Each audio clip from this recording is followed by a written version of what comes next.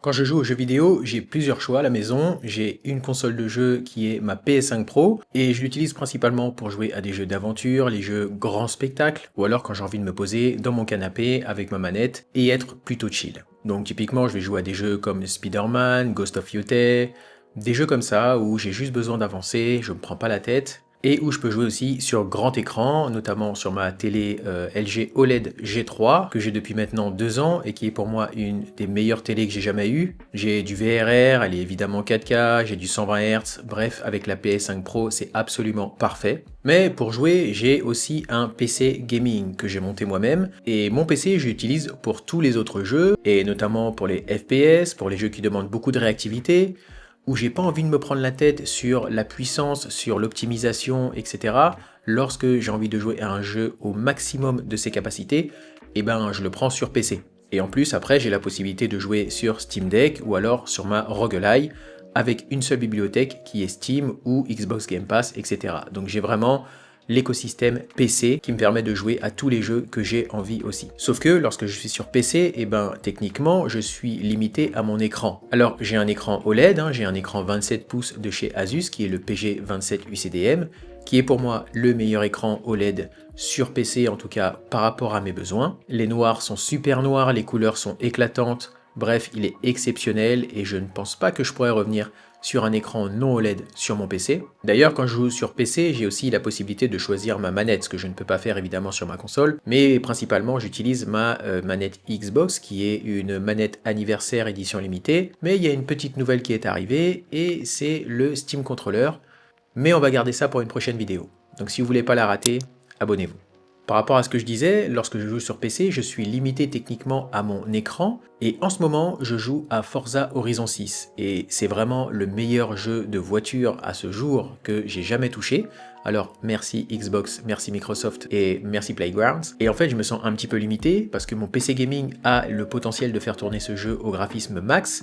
J'ai une RTX 5080, j'ai 64 Go de RAM et j'ai un Ryzen 7 9800 X3D. Le tout que j'ai mis dans un Formdi T1. Mais le problème, c'est que je suis sur un écran 27 pouces et je me suis dit, pour Forza Horizon 6, je vais peut-être essayer un nouvel écran. Et pour réaliser cette expérience vraiment hors du commun, je remercie Philips qui m'a envoyé son écran Evnia et c'est un écran 49 pouces qui est aussi QD OLED, qui a une définition de 5820 par 1440p. Mais avant d'en parler plus et surtout avant de vous dire pourquoi ça change l'expérience Forza Horizon 6, on va passer au déballage.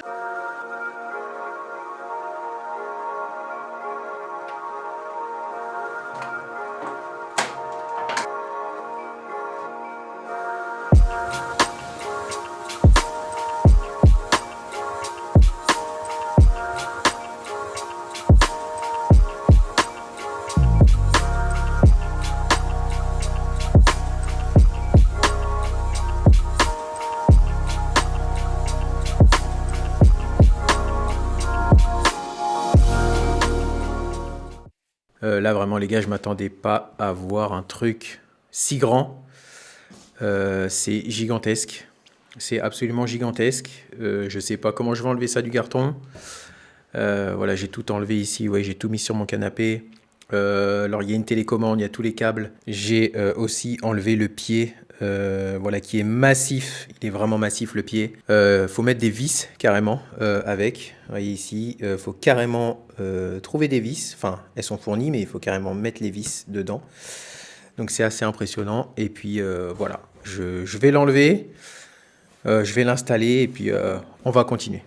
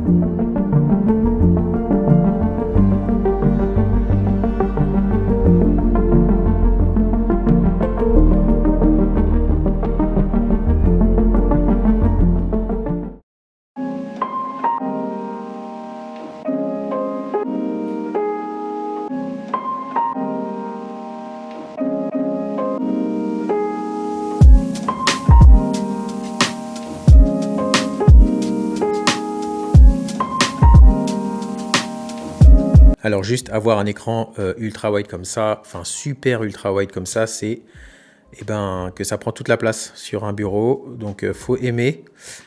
Faut aimer, moi j'aime pas forcément, ou alors il faut un bureau beaucoup plus grand. Alors là, juste pour info, mon bureau c'est un 140 x 80 de profondeur. Et je pense qu'il faut un bureau plus large, il faudra un 180 voire 2 mètres. Voilà, pour que ça fasse cohérent, parce que là c'est pas forcément cohérent, c'est beaucoup trop grand.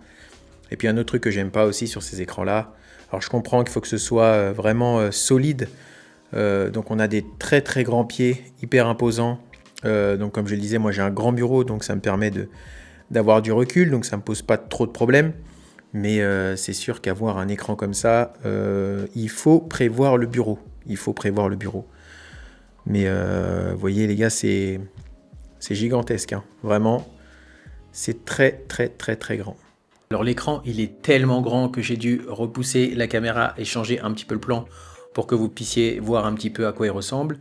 Alors pour que vous puissiez avoir la ref, cet écran, c'est le Philips Evnia 49M2C8900L. Voilà, donc c'est un nom un peu compliqué.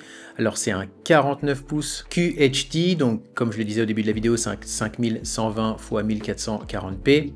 Il fait 144 Hz et il est QD OLED avec HDR400. Alors où je fais cette vidéo, cet écran il coûte environ 900 € et j'ai déjà essayé d'autres écrans sur la chaîne et c'est la première fois que je trouve un écran avec une télécommande. Et depuis cette télécommande, on peut gérer le son, on peut gérer la luminosité et on peut même lancer l'OSD avec la télécommande directement sans avoir à toucher l'écran. Donc je trouve ça plutôt sympa et on peut aussi changer les sources. Donc si on a typiquement plusieurs appareils branchés sur différents HDMI, on peut utiliser la télécommande pour switcher. Et tout ce changement d'écran pour pouvoir profiter de Forza Horizon 6. Alors c'est parti.